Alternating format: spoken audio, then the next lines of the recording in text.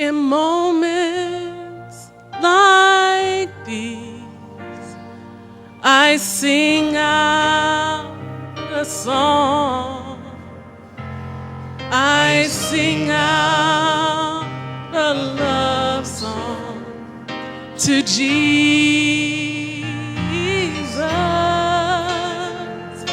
In moments like these, I lift up my hands. I lift up my hands to Lord, singing I love you. Singing I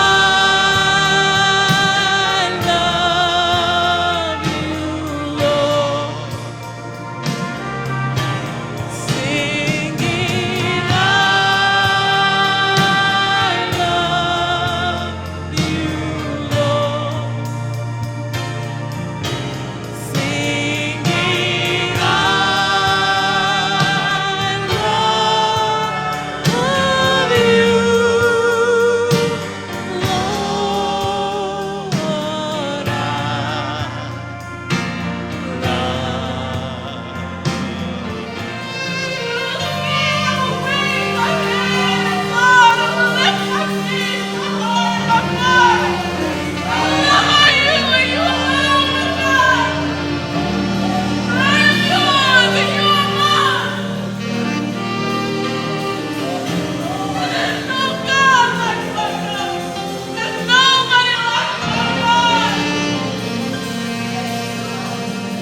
Oh, how lovely to be able to say that in these times, troubling times. It is well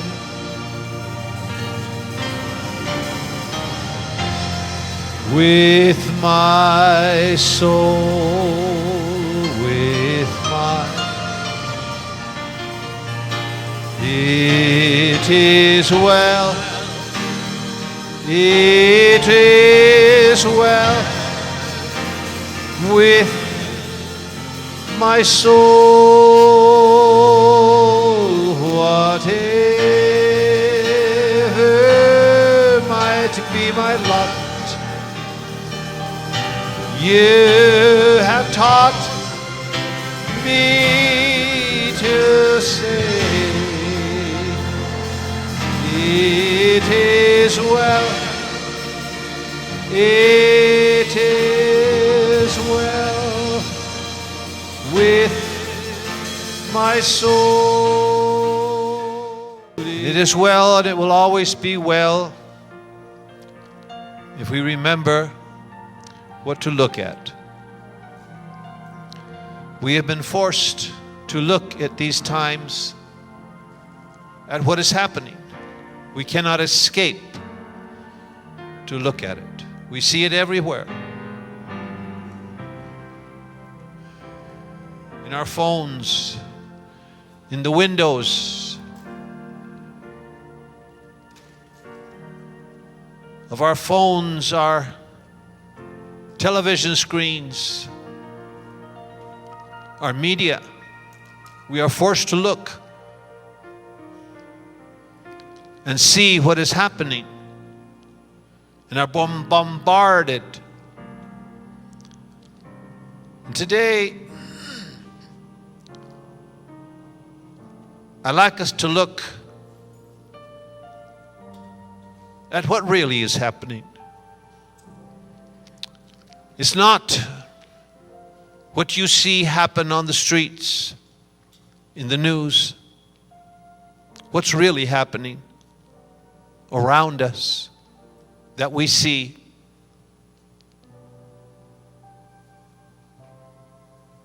We're also aware and are being made aware of what's happening inside of us, our reactions.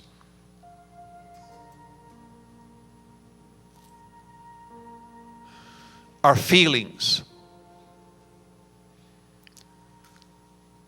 So today, I'd like to look at what is really happening between what's outside and what's inside. What's happening in between? What's really happening? And I think that during these times, as our sister said, that it's only placing our mind, our thoughts, our feelings, our love upon Jesus, looking upon Him, as that song that we've sang so many times, that says, put your eyes upon Jesus and the things of this world will grow strangely dim. They won't disappear, but they won't be in the forefront. Today, I want to speak about the world in the crossroads of decision making. Jesus, in Matthew chapter 13, told a parable that we all know very well, which is called the parable of the tares and the wheat, where He clearly defined that the beginning of humanity started with God creating and planting His seed, but also the enemy planting his seed in the same field. And then He clearly marked the end of humanity in that same parable. What was the final destiny of God's seed and of the devil's seed? The final destiny. And between the beginning and the end, that seed has become so mixed, so intertwined, so undistinguishable one from another, that in the time that Jesus said these words, the tares looked the same as the wheat, although they were clearly opposites. Even though they were clearly two different species, two different DNA, two different origins. And what about those, the rest of those caught in the middle, those that were intertwined, those that were 60-40, 30-70, the DNA has become so mixed. Even in the time of Jesus, the disciples asked them and said, do you want us to go up and try to gather them? And Jesus said, no. You might pull out a wheat thinking it's a tare. You might pull out a tare thinking it's the wheat. It's not ready yet. The time will come. And He said, lest you, verse 29 of Matthew 13, lest you gather up tares and uproot the wheat, let them grow together until the harvest. And at the time of harvest, I will say to the reapers, gather first the tares, bind them in bundles, and burn them. But gather the wheat into my barn. And between that time and the time of the harvest, the tares have been maturing more and more and more. And I have always wondered for many, many decades from the beginning of my ministry, reading this parable, I've wondered, how can they be separated? They're so mixed, good and evil, in one same heart, in one same body. There's good and evil. And I was perplexed to find that even Paul made the expression, I find within me good and within me evil. The things I want to do, I don't do them. The things I don't want to do, that things I find myself doing, I don't like it, I don't want it. But I find it's there. So clearly inside of us we have the capacity to do good and to do evil. Many times we're even caught doing both good, and then another day we're doing evil, as Sheila mentioned this morning. But Jesus said we have to wait until the harvest in order to know. And when that happens, he said, I will return. I will return, and the harvest, the separation of the tares and the wheat will be the marking of the time of my coming. In Joel chapter 3, Joel is known as a prophet that spoke so much about end times happenings. And in Joel chapter 3, in verse 13, he writes, put ye in the sickle. The sickle is that harvest instrument. For the harvest is ripe. Get you down, for the winepress is full, and the juice or the fats overflow, for their wickedness is great. And verse 14, multitudes in a valley of decision, for the day of the Lord is near. In the valley of decision. Could this be a time when God's gatherers are approaching to harvest, and the nations have been taken to a valley of decision, the valley that's called the Valley of Jehoshaphat. The final place, it is written, where God will judge and destroy the nations. What are the decisions that are to be made in the valley of decision? There is a place, I said in the introduction, between the outside world that is happening and the inside world within us, who we are, the world of our hearts. There is a place between called the Valley of Decision.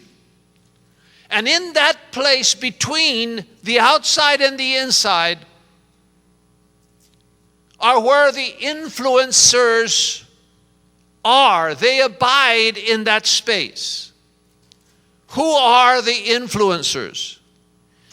I'm sure you probably all by now have seen, and probably even since your childhood, a drawing of a little angel sitting on one side of a person's shoulder, and on the other side another angel, perhaps a demon, whispering into the ear. How many of you have actually seen that at one time or another, or heard about it? We all have. But you know where that comes from. Less than 100 years after Jesus died and rose again, about 40 years after John the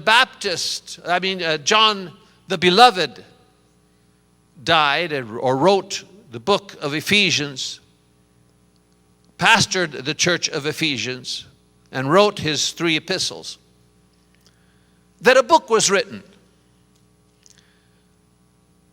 It, for reasons I don't know, it was excluded from the canon of our Bible in the Council of Nicaea, but it was written around the year 140 of our Lord. And the book is called The Shepherd of Hermas. And in that book, there's a reference to the idea of 2 angels with a man. One with righteousness and the other with iniquity. And it says these angels take turns descending into a person's heart and attempting to guide a person's emotions.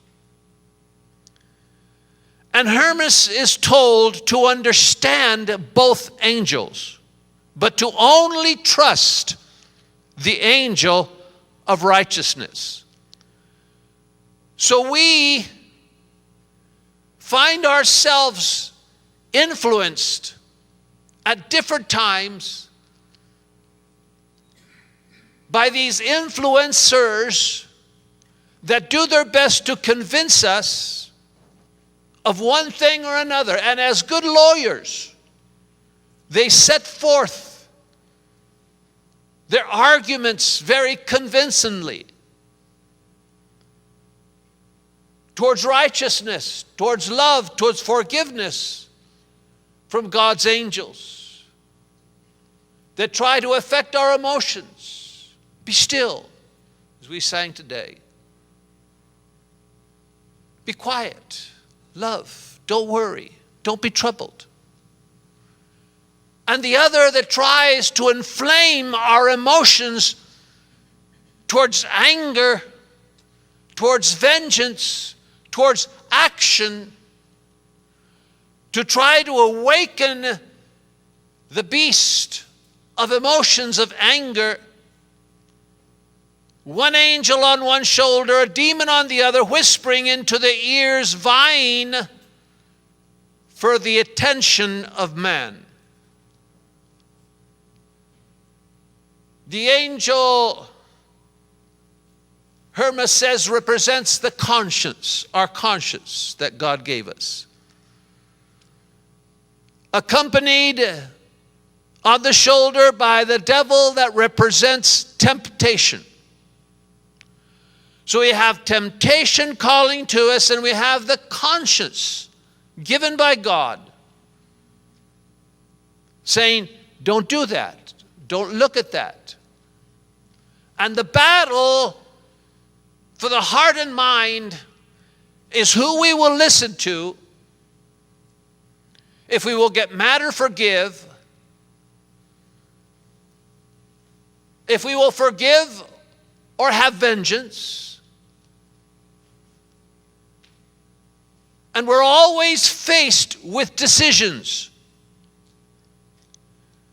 And that definitely is a very useful illustration for depicting that inner struggle there is within man's character. As they try by the words and thoughts to influence our reactions.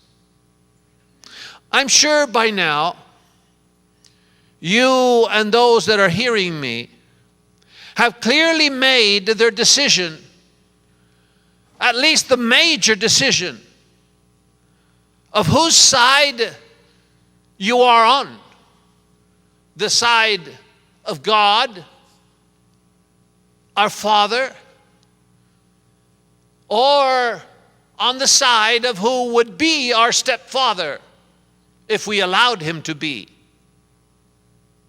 The planter of tares, of evil,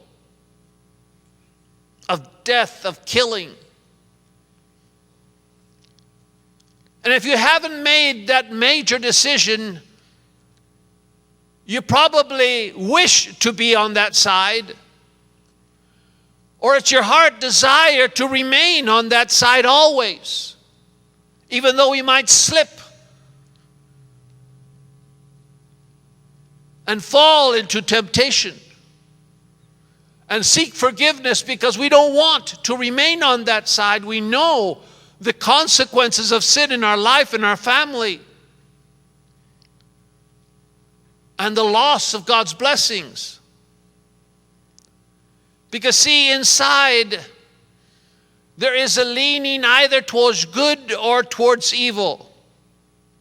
And that which leans inside of us is that DNA that marks who we really are. If we are wheat, that wheat sort of makes us lean towards a direction of good. But, and here's what many have questioned and asked me about. Can you lose that position or your salvation? Because God has given us a free will, we can choose to overrule the DNA of who we were born to be. We can. God won't forbid us. That's why Paul says it's impossible. If you decide to follow after other gods and say God is no God, there is a other God. As Sophia sang, there is another God, and I will follow that God. Paul said you can't come back because there can't be a second crucifixion. So it is possible. If you deny, you can force your heart towards the adoption of another father.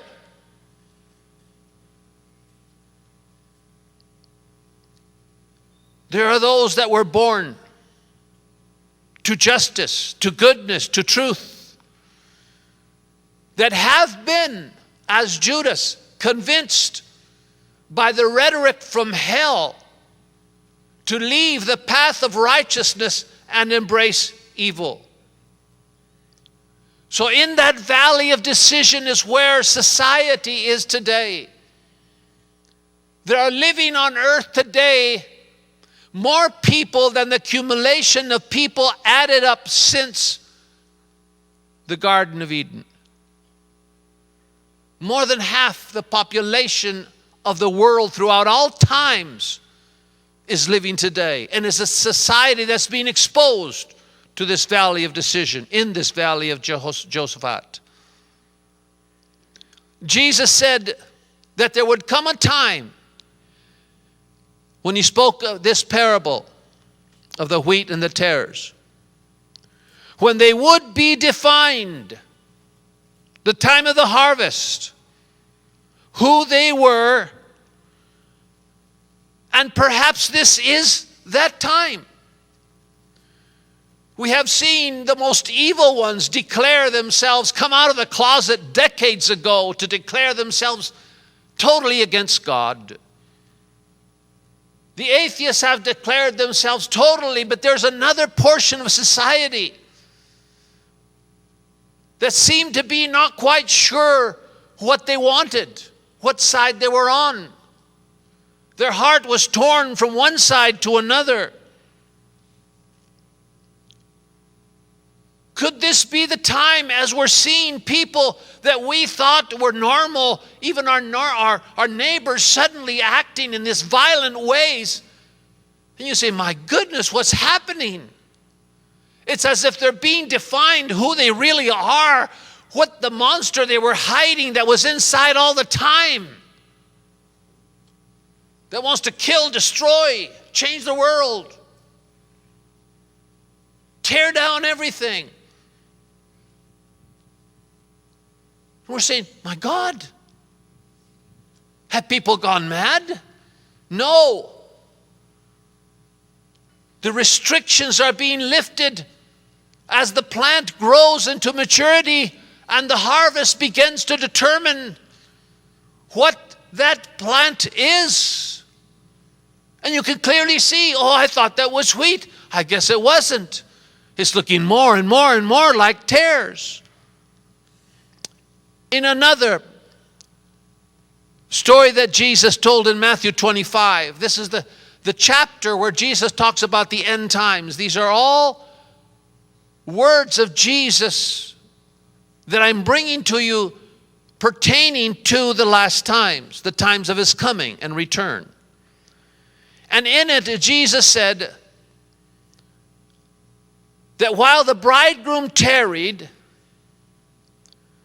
they all slept, the wise and the foolish virgins. There came a time after their decision was made. On the part of the wise, they made the decision to assure light in their lives by procuring oil till the end of time when the bridegroom would come. And the other 5, foolish, had made their decision to not have light, but to assure their darkness by not procuring oil. They said, "Oh, worry about that when the time comes. I'll borrow, steal, buy." And both decision-made persons went to sleep. And the world, it seems, has been asleep. Everyone going around their way. The wheat clearly made its decision. The tares clearly made their decision. And there was just a lacking of a flashpoint, of a catalyst that would create the revelation of who the sleeping ones were. And they were awakened suddenly by a shout. The time has come. The bridegroom is on the way.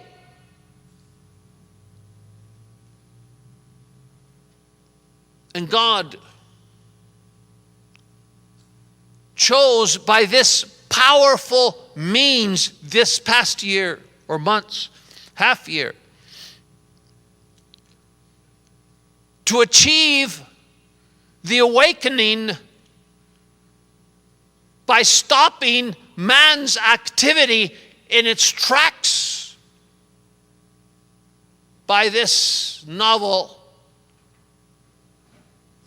coronavirus, COVID-19. There's been so many viruses, but none has caused such an uproar. This shout has awakened everything, has brought society to a screeching halt. Businesses, productions.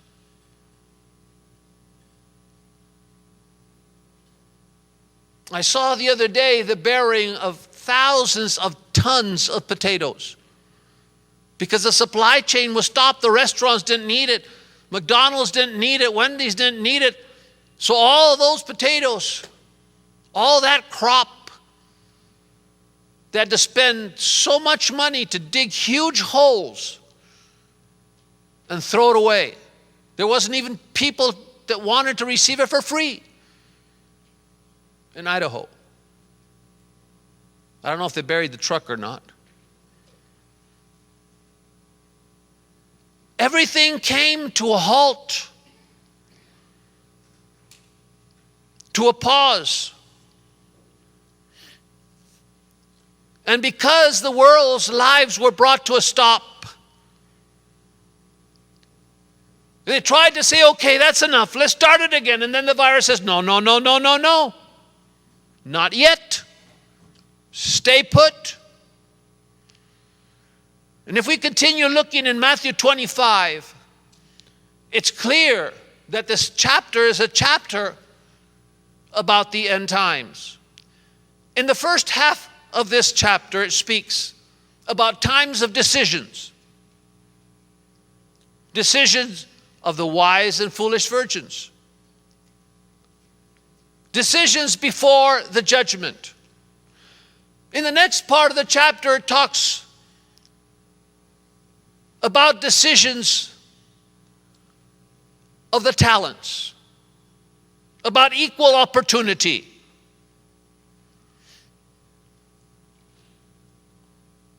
Where those that were given many, others were given few talents. They were all left to their means. But there came a time when a shout said, hey, the master came back. It's the time for reckoning, time for judgment. And those that had many talents, that were given many talents, and those that were giving a few or even one talent, were all held to the same standard, the same judgment. Different decisions, different choices, each one made, that led to different outcomes. Then in verse 31, we see the judgment of those choices. Verse 31, when the Son of Man shall come in his glory, and all his holy angels with him, then shall he sit upon the throne of his glory.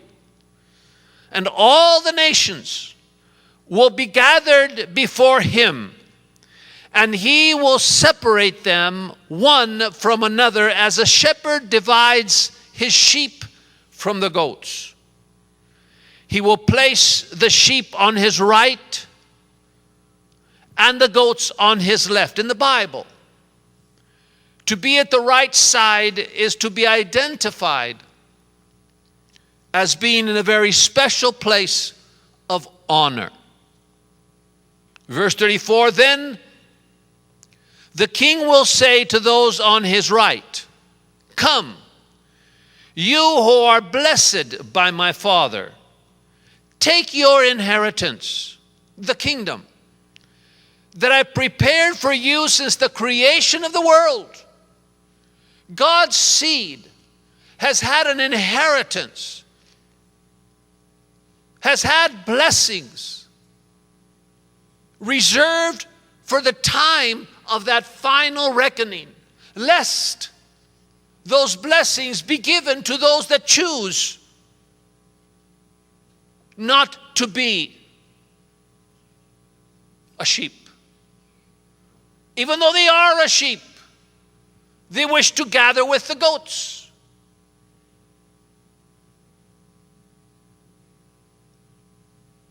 They wish to accept, to be another species, to be ruled by another God.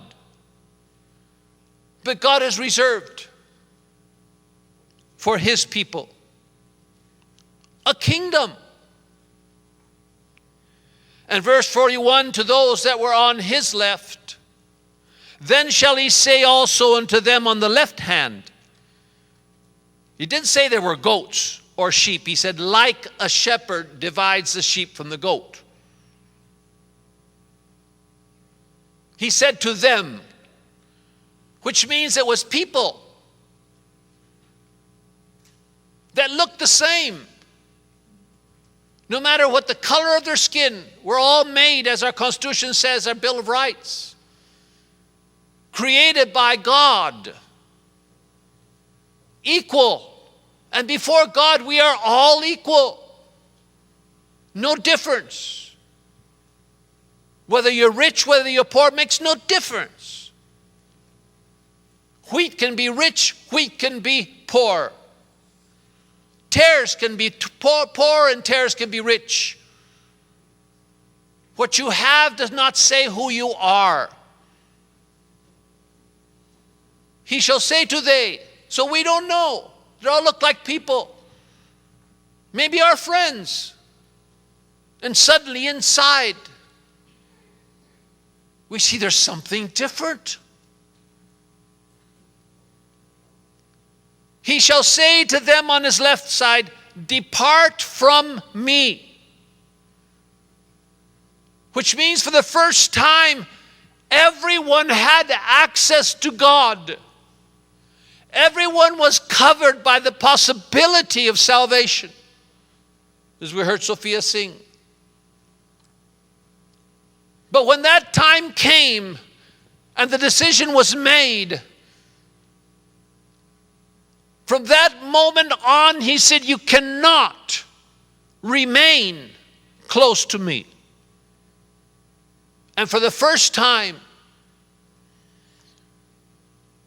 we will see the glee of the devil as he harvests and takes and chains his subjects. But not only depart from me, he shall say, ye are cursed into everlasting fire that I prepared for the devil and his angels. So it's the choice of some people that are wheat, that are sheep destined to be sheep by their choice. They can choose to abide in the everlasting fire, cursed by God.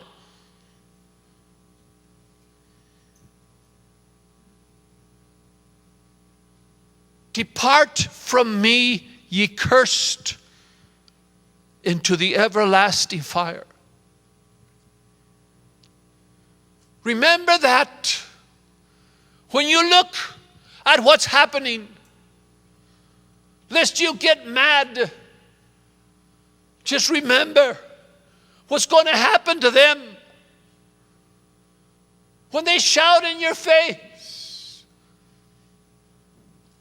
Instead of shouting back, look at where they're going to be and cry. Look at what the final abode, the result of the choice they're making. Don't think you can argue them away. No, this is beyond argument. It's beyond preaching a sermon. It's the time of decision. It's the valley of Jehoshaphat, when people are making definitions for eternity, where those things that they were leaning towards, now they're given over to, and there's no coming back. There is or will come a time when words will no longer matter. What will matter is who you are and where you are. Choose you this day, God said, whom you will serve. But how was that decision made? How were they selected, to the left or the right? How did they reach that point of no return? They've reached that by their daily choices. It wasn't one moment. It's not one error of judgment. People make errors of judgment all the time, and then they repent and come back. No, it's the cumulative effect of constantly following temptation and evil until they are so contaminated by that fungus that they cannot even think straight. They cannot see. And there remains nothing as that DNA is purged by their decisions and choices. And there remains nothing in them that is savable.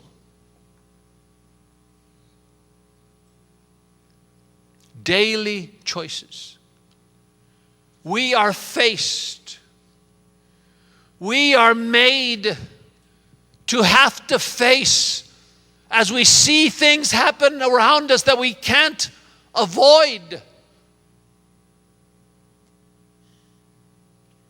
God is causing people to have to be enclosed in their houses as if they were in a courtroom, sitting down and watching the evidences, sitting down and watching what is happening, and within you are faced with choices. Do I like it? Do I not? Do I concur or do I not? Am I angry? Do I wish to kill them? Or do I feel sorry for their souls? Do I want everything to stop and go back to how it was? God said, no. I cried out, stop. And then as we keep on reading, in Matthew 25, this description of those last days, he talks about those daily choices. Verse 35. They said, why are you condemning them?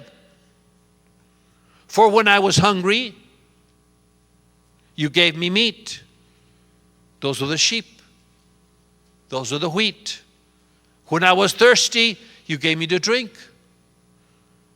When I was a stranger, you took me in. When I was naked, you clothed me. When I was sick, you visited me. When I was in prison, you came to me. But then he said, those on my left that are cursed, they saw me hungry, they didn't feed me. They saw me thirsty, they didn't give me water. They didn't take me in when I was a stranger. When I was naked, they didn't clothe me. I was sick and you didn't visit me. I was in prison and you didn't come to me. Then the righteous will answer him, or the self-righteous, Lord, verse 37, when did we see you hungry and didn't feed you, or thirsty and didn't give you to drink? When did we see you a stranger and took you in, or naked and didn't clothe you? When did we see you sick? When did we see you in prison and didn't come to you? And the king shall answer and say unto them, truly I say unto you, inasmuch as you have done it to one of the least of these my brothers, you have done it to me. Yes, the many times of definition, of choice. Every day there is a choice to what voice we will hear and what choice we will take. What emotion we will release. What thought we will pursue.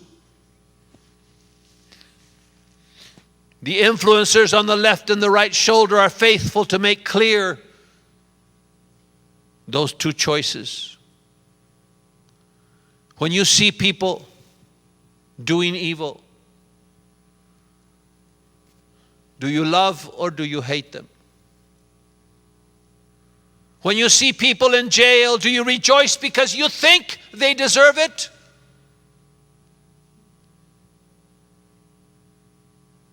Oh yeah, that type of people. Lock them up forever. Just get rid of them. Kill them all. I was in prison. That was me there. Didn't you see me? If you had seen me, what would you say? Oh, please. He didn't mean to do it. Don't ruin his life. Please. Help him. Send him to somebody that can help him. I'll take him into my home. That's Jesus. No, that's just any garbage of society. What is your attitude towards the poor? They deserve it. They don't want to work. Do you see the choices we must make, even daily, and our presumptions of why some are rich and some are poor? Some are rich and some are poor because the giver of gifts gave to one 10 and to the other 1.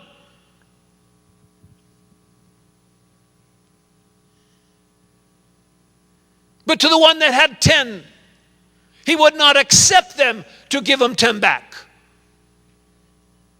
To the one that gave 1, he would not accept them to bury it and say, I didn't have very much, so I didn't do anything.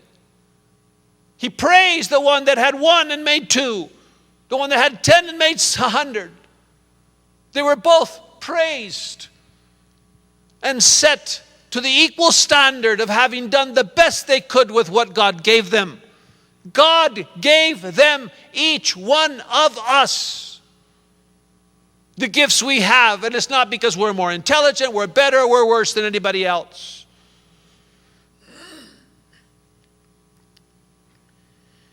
Jesus said, I was poor. It's not about philanthropy, nor feeding the poor of the world. It's about the attitude of love or hate, because indifference is not an option.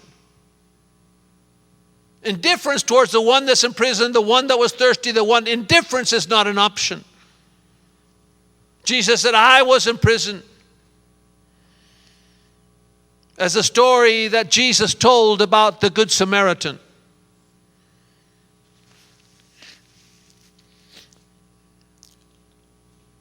As the travelers walked by, they were all challenged with the same sight, the same circumstance. They had to make a choice to stop and help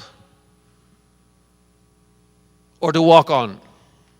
They were challenged. They all could have been the Good Samaritan. We find that in Luke chapter 10, verse 25. In the New International Version, which is a little more English friendly. On one occasion, an expert in the law stood up to test Jesus. Teacher, what must I do to inherit eternal life? Jesus said, what is written in the law? He said, well, how do I read it? He said, love the Lord your God with all your heart, with all your soul, with all your strength, with all your mind, and love your neighbor as yourself. You've answered correctly, Jesus replied. Do this and you will live. But he wanted to justify himself. So he said, who is my neighbor? So Jesus said, a man was going down from Jerusalem to Jericho when he was attacked by robbers. They stripped him of his clothes, beat him, and went away, leaving him half dead. It wasn't the guy's fault. Anyone can be attacked by robbers. Anyone can have bad luck. Anyone can have an accident. Anyone can lose his job. Anyone can fall from grace, from your company's eyes. Anyone can face difficult circumstances or probably have already in their life once or several times. No, there was nothing wrong. Neither did he judge that man that was lying there on the ground. But he judged the reaction of those that walked by.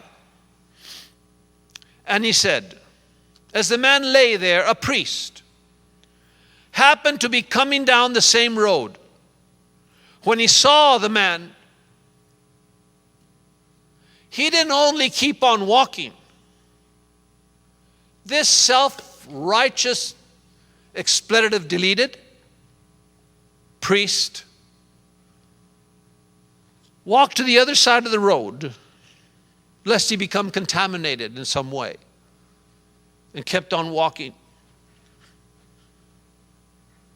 quickly away to try to erase the scene. He probably deserved it. Who knows why God judged you? That never happened to me. Yes, it could. Maybe it will. How will you feel if the priest walks on the other side while you're lying there? Say, there must be a reason why this happened. I was that stupid when I first started my pastorate. When I first started my pastorate, someone came and said he had an accident. I said, what did you do? The very beginning when people said, oh, I'm going to lost my job. Have you been paying your tithes? I don't know, because I've never checked and never will. But that was my thought. Something happens, it's judgment. But I learned very quickly, that's not true. They killed Jesus, didn't they? So then a Levite came to the place and saw him and also passed by on the other side, but a Samaritan. He took pity on him. He bandaged his wound, poured oil and wine, put the man on his donkey, brought him to an inn, took care of him, and paid for the inn to keep him there. And Jesus said, which of these three do you think was a neighbor? Because he was talking about love your neighbor. And who is my neighbor? Okay, who do you think was a neighbor to the man who fell into the hands of the robbers? And the expert said, well, the one that had mercy on him. And Jesus said, go and do likewise. Have mercy. How do you think Jesus looks upon those people that one day he'll have to hear the Father curse them and send them to hell. Do you think he laughs or do you think he cries? Do you think he has pity on those poor, evil souls trying to burn the city, defund the police, kill people? Do you think Jesus gloats in hell? Well, you'll see, I'm going to see you burn in hell. Burn, baby, burn. Do you think so? That's what we would say. That's what we would think. We might never say it. But what would Jesus do? Really, what do you think? I think to the very last breath, he would try to save that wounded man, wounded by sin and evil. Don't you think? Do I have any A's here, or am I the only one believing this strange doctrine? Do you think Jesus wants to save them? Okay. Very interesting, the three types of people that Jesus identified: the priest, the Levite, and the Samaritan. The priest, obviously a man that represented religion and good and righteousness. The Levite was one that belonged to the tribe from which the priests were taken, but he wasn't a priest. He didn't want to be a priest. Matthew was a Levite. Maybe he was a businessman, like Matthew. He had the right to be a priest, but he was not. Either by his choice or because he was kicked out of theological school, I don't know. But he was just a Levite, a has-been, a could have been. But he was a priest. Not a Levite anyway, but not a priest. They could be, but were not yet. And yet, by their overwhelming DNA, they know who they are and what group they belong to, the Levite, the priests. The third group, and this is a strange, why did Jesus choose to say he could have said a Roman. He could have said a Greek. But he said a Samaritan.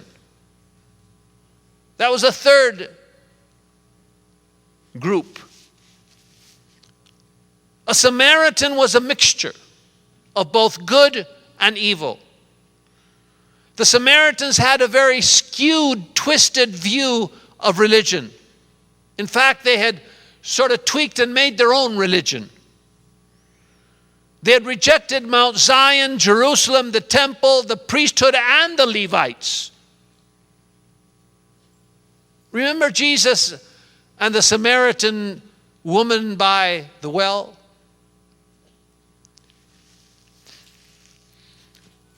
The woman asked her, "Master, what mountain is the right one?" Because see, the Samaritans believed since more than 3,600 years ago, when they came to live on Mount Gerizim, because Moses, hear this now, pay attention, not that you don't. Moses in his 10th commandment ordered them to protect Mount Gerizim as a sacred mountain and worship on it by making pilgrimages to that mountain 3 times a year. You say, what? The 10th commandment? The Samaritan says, yes, the 10 commandments, that's what it say. Well, it does say in Deuteronomy 11:29, Moses said, when the Lord your God has brought you into the land which you go to possess, that you shall put the blessing upon Mount Gerizim and the curse upon Mount Ebal. That I know of, the 10th commandment has always been, since it was written in stone, thou shalt not covet. But God's commandments have been rewritten edited so many times by people according to their beliefs. Groups of Jews and Christians changed them from time to time. There was a time when one group tightened the prohibition about killing. Then when there was a war, no, that's not part of the commandments. Thou shalt kill your enemies. Another time, they extended the prohibition of adultery by other sexual ethical norms. And the group of Samaritans added a new commandment for the construction of a sacred site.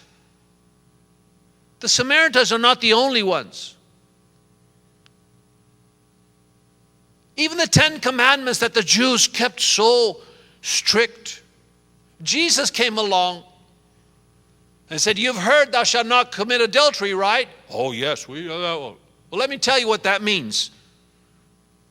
When you look to lust at a woman, you've committed adultery. Oh, my brother, hey, that's a strange doctrine you have, Jesus. Yes, Jesus visited those commandments and explained them to you. You want me to tell you what's the most important one? It's all about love, my friend. Do you have that flag in your fortress? Thou shalt love the Lord, not thou shalt keep all these other commandments. And thou shalt love thy neighbor as thyself. Then the Catholics, they didn't like that part of the commandments that thou shalt not make graven images and idols and worship them. No, that's, get that out of here. At least hide it. Let's put another one. Thou shalt construct cathedrals. Thou shalt put money to escape from the fires after you die. Get out of purgatory. Yes, people have made up their own 10 commandments. There was such a mixture. Luther had his own. He put it back, that about the idols. In Argentina, during the time of Carlos Anacondia, there was a lot of gypsies that were converted. But they didn't like that commandment. They said, thou shalt not steal, because they were very well known in Argentina. They would steal everything they could. So they got a pair of scissors. In every place it says, thou shalt not steal, they literally cut that piece out of their Bibles. Don't be surprised. Thomas Jefferson, yes, our U.S. founding father, president, he didn't like parts of the Bible, so he had one made for him. He rewrote it, and it's on display. Thank God there's no more copies of it, because it didn't agree with what he thought. Decisions. Their decisions marked and will always mark our real position towards God, towards evil, towards good.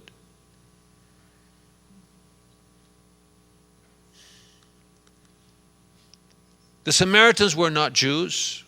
They were a mixture between Jews and pagans. They called themselves followers of God, but they also fought against God's people in Jerusalem in the days of Nehemiah. But their decisions marked their position and their choice. So it's interesting that Jesus put the Levites and the priests, the top line of the Jews, in a contest against a hated Samaritan. They didn't look. Say the Samaritans, I don't know. Say that Samaritans were Georgia, and the people of New York, to not go through the Georgia, they would go all the way up to Texas, and then from Texas to Miami, to not step in the land of the pagans. And Jesus said, I'm going to Samaria. The disciples said, what? You're going around Samaria? No, I'm going into Samaria. The Jews did not step into. So interesting that Jesus would contrast the top of the religious with their hated enemies, the Samaritan. And who came out with shining colors? The one that made the choice to have pity on the one that was fallen. Wow. Wow, they must have bristled when Jesus even mentioned. Then there came a Samaritan. And they're probably thinking that the Samaritan came and just killed him to put him out of his misery. That's probably what they were thinking the story was going towards. But no, he shamed them and made the hero of the story their hated enemies, the Samaritans. How many times Jesus spoke about the true meaning behind the 10 Commandments, even redefining some of them, what it means to actually kill. Adultery, lust, evil, and even that all the commandments were subject to the first one. Yes, the Samaritan woman asked, well, you tell me, I see that you know. Tell me who's right. What's the right way to do things? What's the right mountain? Who's right, the Jews or the Samaritans? And Jesus said, neither of them. The Jews are wrong and you are wrong. What? Well, at least it's not just we're that's wrong. You're both wrong. And you'll be wrong as long as you don't understand that God seeks the choices you make, how you worship, how you display pity and love. Neither on this mountain, Gerizim, nor in Jerusalem. For the time is coming, and has come, when true worshipers will worship the Father in spirit and in truth, not in a temple and not in a mountain. Has the time come when true Christians will not be those that define going to church as being Christians? Will the time come when Christians will be defined those that are willing to be martyrs and not deny Christ, as they have been forced in many places? How do you define being a Christian? Who is a Christian? We won't know.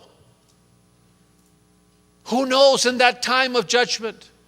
Is people we've taken off our list come in and are placed at the right, and people we thought were so righteous are placed on the list of those that are cursed. Samaritans. God is a spirit, and those that worship him must worship him not by going to a place, must worship him in spirit and in truth. So we find the world is in the valley of decision, forced to stop and think, decide every day. You're bombarded not only with problems, but with the latest happening, the latest action, the latest evil that the left does, the right does. This guy said this and they kicked him out of his job. Some people say, wow, that's good. Kick them all out that think that way. And you say, why would they kick somebody out? Because he just said something. He wrote something. He deleted it. Oh, yeah, but he wrote it. You know what I think? The best thing we can do at this time is just be silent. Your words. Just someone the other day was fired from a high-ranking job for some stupid joke he made. Fired. It's crazy. We're living in crazy times, aren't we? But what are you going to do about that crazy? How are you going to allow your emotions to be affected by the one that says kill them and the other says forgive them. Remember Jesus from the cross. Father, forgive them. They were the one that were crucifying him, that put the nails through his hands.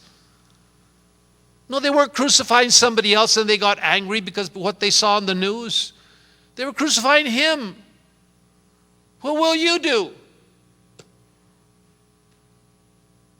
when they come to crucify you? I'm going to take my guns and do you pass this threshold of my home and I'll take you to taxidermist.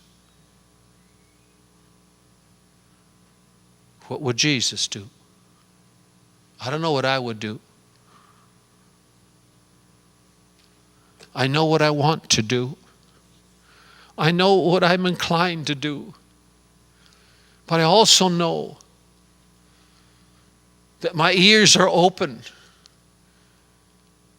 to hear the one that tries to influence my emotions. And then I have to, hey, wait a minute. I know where this is going. Are you encountering this? The two voices?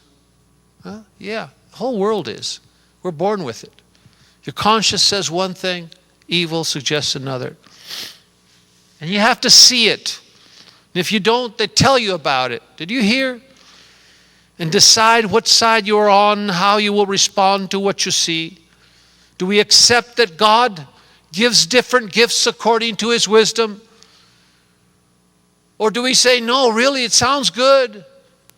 Social justice, everyone should get 10 talents, even though they don't know what to do with it. God isn't very wise. Why does he give one and the other 10? They should all have 10. And if not, they should all have 1. It sounds logical. But what if they can't develop them? What if he gave the gift of Tesla to an artist? Could he make an electric car? Could he dream of an electric car? Or could he just paint one? Who gives the talents? Who gives the gifts? To each according to their needs was what triggered all this communist, leftist, liberal way of thinking. Karl Marx in 1875 wrote in his famous book, "From each according to his ability and to each according to his needs."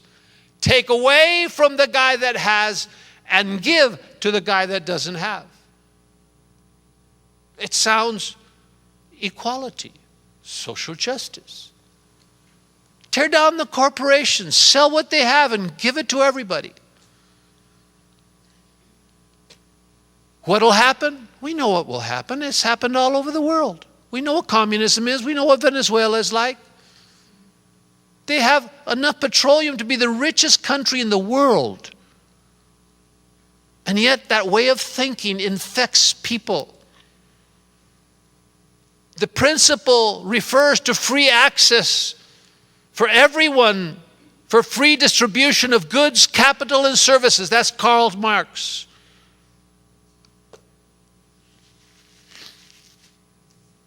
God gives and God takes away. It is written, God's choice.